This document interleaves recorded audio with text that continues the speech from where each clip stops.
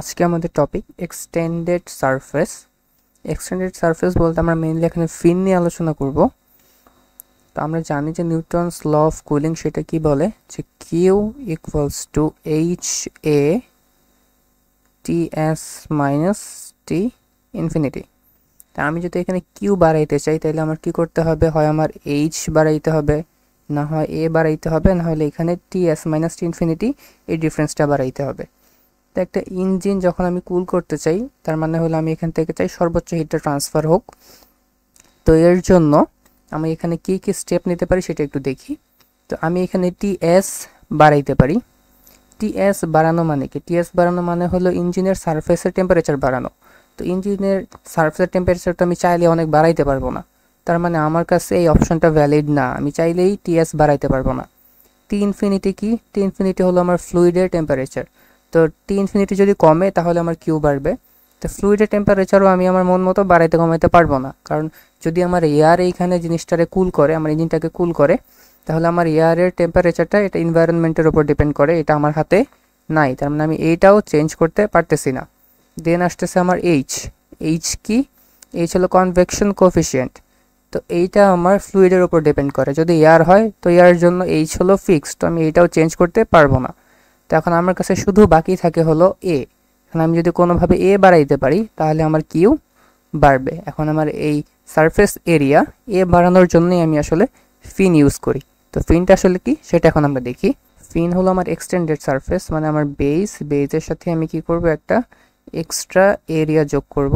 আমি এরকম একটা এরিয়া, যেটা এরকম হইতে পারে, আমার ফিনের সেই বিভিন্ন রকম হইতে পারে, সেটা ডিপেন্ড করে আমি কী রকম ফিন এখানে লাগাবো তার উপর। তো আমি এখানে একটা রেক্টেঙ্গুলার ফিন আঁকতেছি। এটা একটা ফিন। ফিন বলতে আমি বুঝাইতেছি যে এই পার্টটুকু, যেটা আমার এই বেস, এই যে এটা বেস, এই বেস থেকে এক্সট্রা সামনের দিকে বের হয়ে আছে।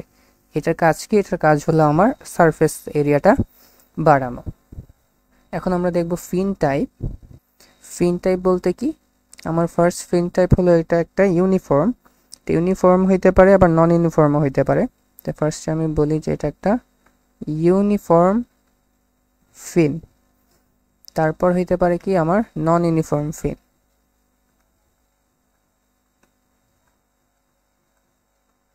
আচ্ছা, ইউনিফর্ম ফিন বলতে বোঝায় যে আমার ক্রস সেকশনাল এরিয়াটা বারবার সব জায়গায় সেম আসবে।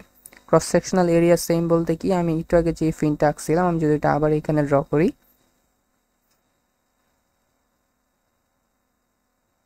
তো এইখানে আমি যদি বারবার এই ফিনটার ক্রস সেকশনাল এরিয়া নেই, আমি ধরো যে আমি এখানে এটাকে কেটে ফেললাম, এইভাবে একটা কাটলাম বা এইখানে কাটলাম, প্রতি জায়গার জন্য আমার ক্রস সেকশনাল এরিয়াটা কি হবে? সেম আসবে। তো এটাকে আমি বলতেছি ইউনিফর্ম ফিন। আর আমার নন ইউনিফর্ম ফিন বলতে বোঝায় যে আমার প্রতিবারে কাটলে আমার এখানে ক্রস সেকশনাল এরিয়াটা সেম আসবে না। সেটা কেমন হইতে পারে? সেটা হইতে পারে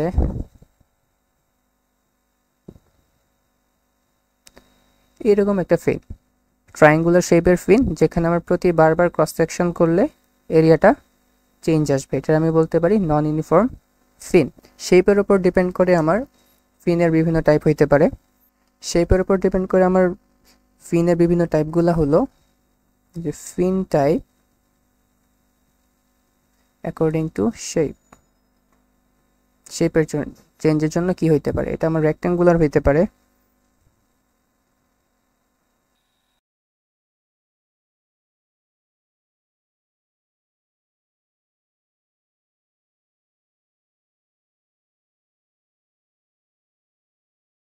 সার্কামফারেন্সিয়াল ফিনটা হলো এরকম আমার একটা সিলিন্ডার শেপ, এই শেপের সাইড দিয়ে এরকম এরকম একটা ফিন, এটাকে আমি বলতেছি সার্কামফারেন্সিয়াল ফিন। আশা করি ফিন টাইপ আমরা বুঝতে পারছি। ফিনের জন্য আমাদের কয়েকটা জিনিস ক্যালকুলেট করতে হবে, ফিনের এফিসিয়েন্সি অ্যান্ড এফেক্টিভনেস। ফার্স্টে ফিনের এফেক্টিভনেস অফ ফিন। আচ্ছা, এফেক্টিভনেস মানে হলো যে আমার ফিনটা লাগানোর পর কি পরিমাণ হিট ট্রান্সফার হইতেছে আর ফিন লাগানোর আগে কি পরিমাণ হিট ট্রান্সফার হইতো, এদের রেশিও। তার মানে এটা হলো heat transfer rate with fin by heat transfer rate without fin. Then আমার এফিসিয়েন্সি হলো ইটা কি মিন করে? এটা মিন করে আমার actual heat transfer from the fin and the maximum heat transfer from the fin, এদের ratio. Actual heat transfer from fin and maximum heat transfer that can be transferred from the fin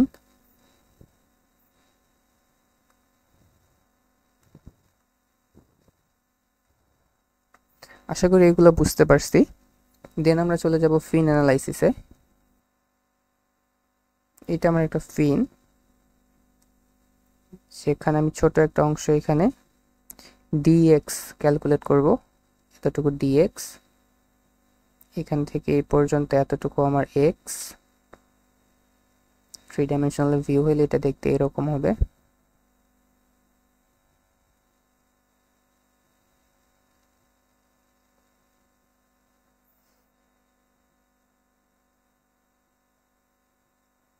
তো এই dx অংশের জন্য আমি এখানে heat balance করব। এদিক দিয়ে কিছু হিট কন্ডাকশন হয়ে আসবে, এখান থেকে কিছু হিট এখানে কন্ডাকশন হয়ে বের হয়ে যাবে।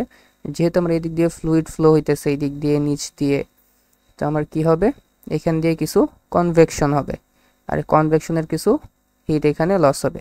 তার মানে যে পরিমাণ হিট আসতেছে সেটা কয়ভাবে বের হয়ে যেতে পারতেছে, কনভেকশন আর কন্ডাকশন দুইটা ভাবে।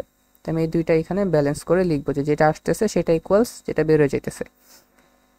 তো Q dot evaluated at X, মানে যে পরিমাণ আসতেছে সেটা ইকুয়ালস টু কি হবে, Q dot evaluated at X plus DX plus Q dot convection. কারণ যেটা আসতেছে সেটা দুইটা ভাগে ভাগ হয়ে বের হয়ে যাইতেছে, এই জন্য আমি এখানে দুইটা পার্ট আলাদা করে যোগ করে লিখছি। আশা করি এ পর্যন্ত বুঝতে পারছি। দেন আমি এখন এইগুলাকে সিম্পলিফাই করতে পারবো।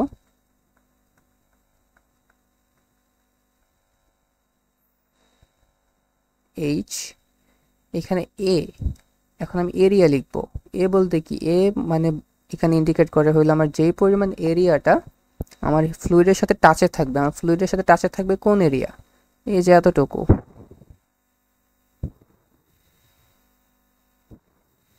এতটুকু, আর এটার অপোজিট সাইডে যেটা আছে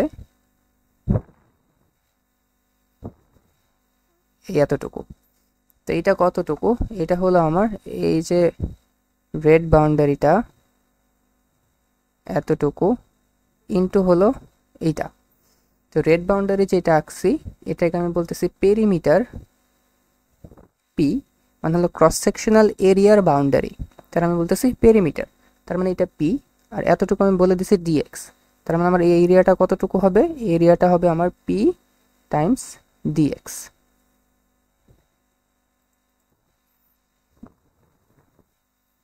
এটা আমি পেয়ে গেছি। এখন আমার এইখানে লাগবে temperature difference T of x minus T of infinity. তো আমি এইটাকে টেইলর এক্সপেনশন করতে পারবো। টেইলর এক্সপেনশন করার পর আমি সেটাকে আবার ফুরিয়ার্স ল অ্যাপ্লাই করতে পারবো। তো আগের মতোই আমি যদি এখানে টেইলর এক্সপেনশন করে ফুরিয়ার্স ল অ্যাপ্লাই করি, দেন আমার আসবে D by DX minus K AC DT by DX plus H P T minus T infinity equals 0। আশা করি এটা আমরা অ্যালজেব্রাটুক নিজেরাই করতে পারবো, কারণ আমরা আগের ক্লাসগুলোতে সেম টাইপের ক্যালকুলেশনগুলো দেখে আসছি।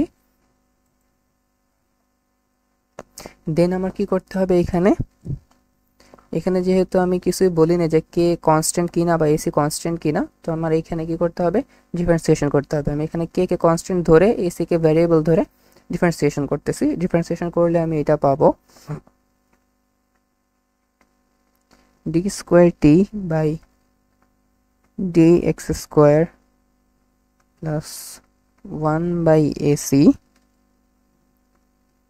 dAC by dx into dt by dx minus hp by k AC into t minus t infinity equals 0. তো এখন যদি আমার এটা ইউনিফর্ম হয়, আমার যদি ফিনটা ইউনিফর্ম হয়, তাহলে আমার ডি এসি বাই ডিএক্স এই টার্মটা ইকুয়ালস কত 0.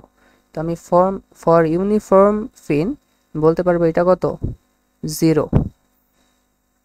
যদি এটা 0 হয় তাহলে আমার কি হবে, ইউনিফর্ম ফিনের জন্য এই পার্টটুকু আমার 0 হয়ে যাবে।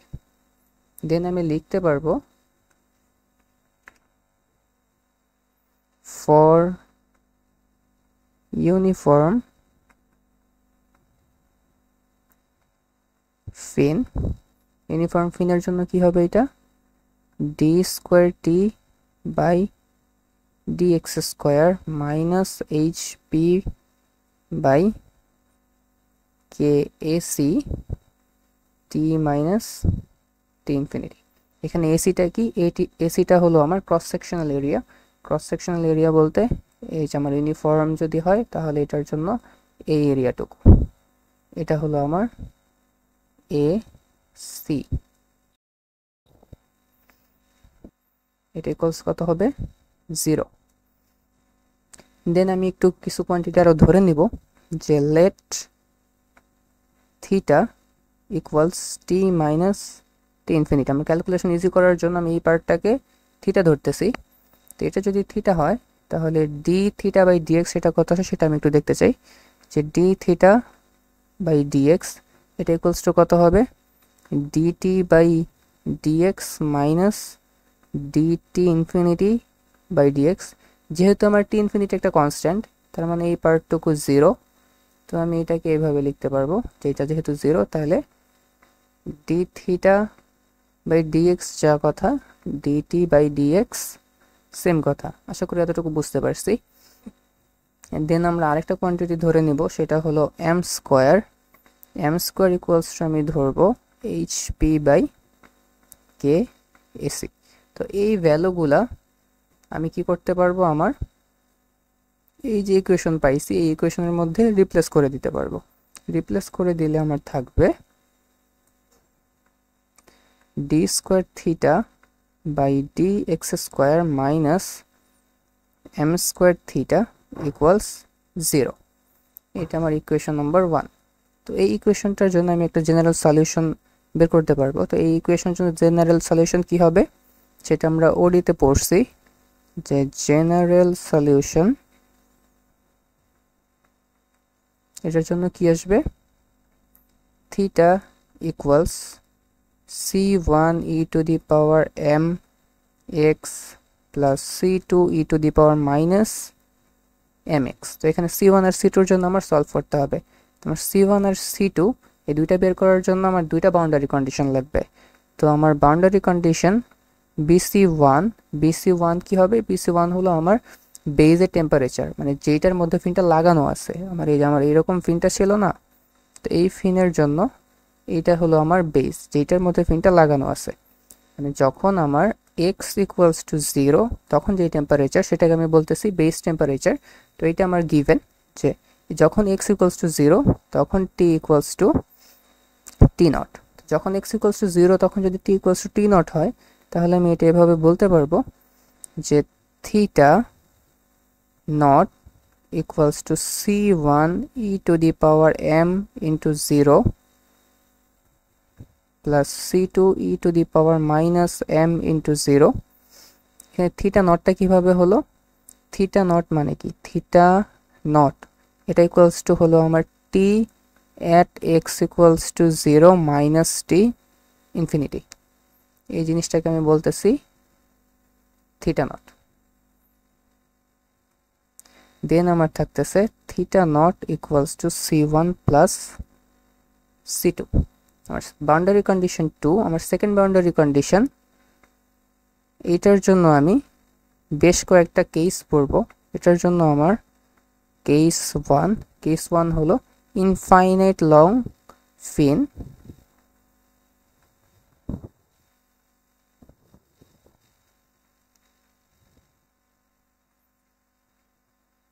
Case 2, temperature given at fin tip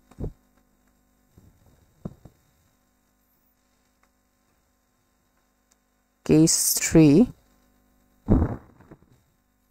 adiabatic fin tip.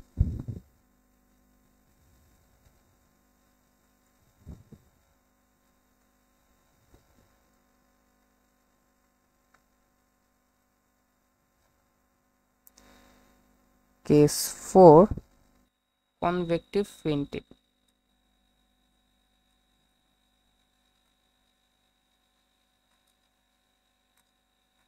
এই চারটা কেস নিয়ে আমরা নেক্সট ক্লাসে আলোচনা করব।